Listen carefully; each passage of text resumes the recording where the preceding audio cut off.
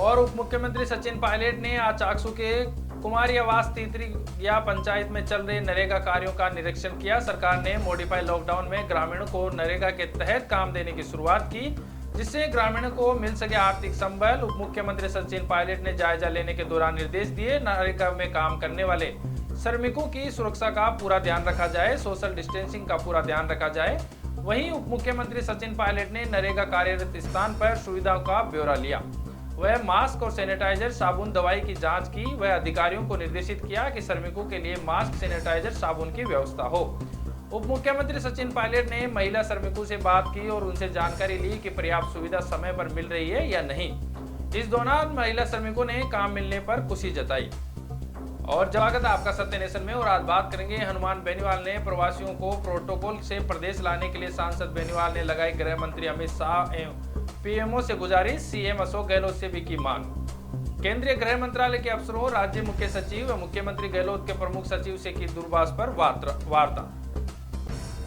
राष्ट्रीय लोकतांत्रिक पार्टी के राष्ट्रीय संयोजक व नागौर सांसद हनुमान बेनीवाल ने मंगलवार को केंद्रीय गृह मंत्री अमित शाह तथा प्रधानमंत्री नरेंद्र मोदी को ट्वीट करके प्रवासी राजस्थानी मजदूरों व अन्य लोगों को राजस्थान लाने की गुहार लगाई। सांसद ने इस संबंध में राजस्थान के मुख्यमंत्री अशोक गहलोत को भी ट्वीट किया। साथ ही राज्य के मुख्य सचिव डीबी गुप्ता एवं मुख्यमंत्री अशोक गहलोत के प्रमुख सचिव कुलदीप रांका से भी दूरभाष पर बात की। साथ ही केंद्रीय गृह मंत्रालय के अधिकारियों को भी उक्त मामले से दूरभाष पर अवगत कराया।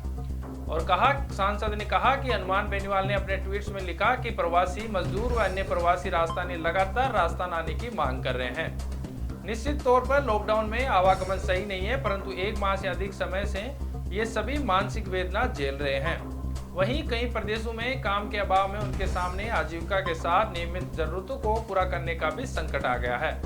ऐसे में केंद्रीय गृह मंत्रालय व राजस्थान सरकार आपसी समन्वय बनाकर एक स्टैंडर्ड प्रोटोकॉल तय करके राजस्थान आने वाले इच्छुक प्रवासी राजस्थान के लोगों को उनके गृह जिले व गांव तक लाने की व्यवस्था करें, जिसमें सघन चिकित्सीय परीक्षण, सोशल डिस्टेंसिंग की पालना भी सुनिश्चित की जाए। सांसद ने प्रवासी प्रदेशवासियों से भी अपील करते हुए कहा है कि लॉकडाउन की पालना करना और करवाना हम सब का नैतिक दायित्व है।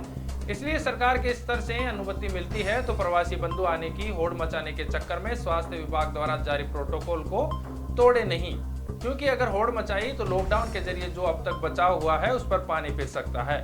साथ ही उन्होंने प्रवासियों से कहा कि अगर अनुमति नहीं मिलती है या अनुमति मिलने में थोड़ा और विलंब होता है तो थोड़ा सा धैर्य कुछ दिन और रखें, क्योंकि ये शक्ति हम सब की भलाई और जीवन को बचाने के लिए की जा रही है।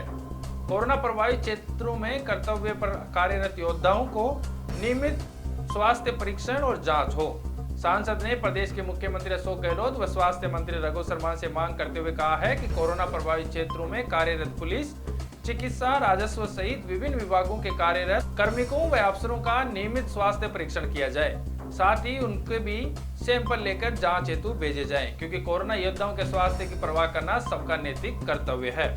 और रैपिड टेस्ट किट के फेल होने पर फूटा सांसद हनुमान बेनीवाल का गुस्सा। केंद्रीय चिकित्सा मंत्री डॉक्टर हर्षवर्धन, राजस्थान के सीएम अशोक गहलोत, चिकित्सा मंत्री रघु शर्मा को ट्वीट कर कहा, ऐसे घटिया श्रेणी के रैपिड टेस्ट किट खरीदने की सक्षम अनुमति जिस स्तर पर भी हुई उसकी जिम्मेदारी तय करके उसके खिलाफ कार्रवाई की जाए।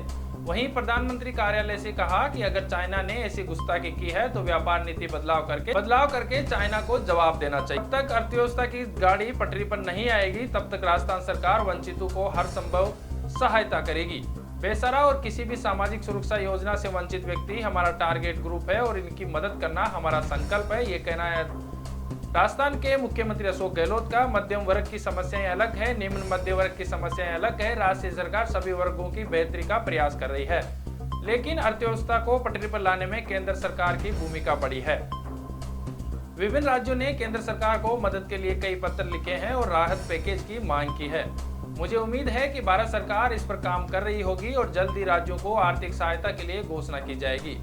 कोविड-19 महामारी के कारण आम रोगियों को परेशानी का सामना नहीं करना पड़े, इसके लिए प्रदेश भर में बुधवार से 400 ओपीडी मोबाइल वैन संचालित की जाएगी। ये मोबाइल वैन उपखंड मुख्यालयों के साथ ही अन्य महत्वपूर्ण स्थानों पर उपलब्ध होगी और गांव कस्बे तक पहुंचकर मरीजों को सामान्य बीमारियों का उपचार उपलब्ध करवाएगी।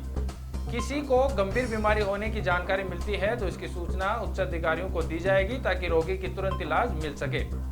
मुख्य चिकित्सा एवं स्वास्थ्य अधिकारियों को इस संबंध में निर्देश दे दिए गए हैं। कोरोना महामारी से लड़ने के लिए राज्य सरकार स्वास्थ्य क्षेत्र में आधारभूत ढांचे का विस्तार पर पूरा फोकस कर रही है।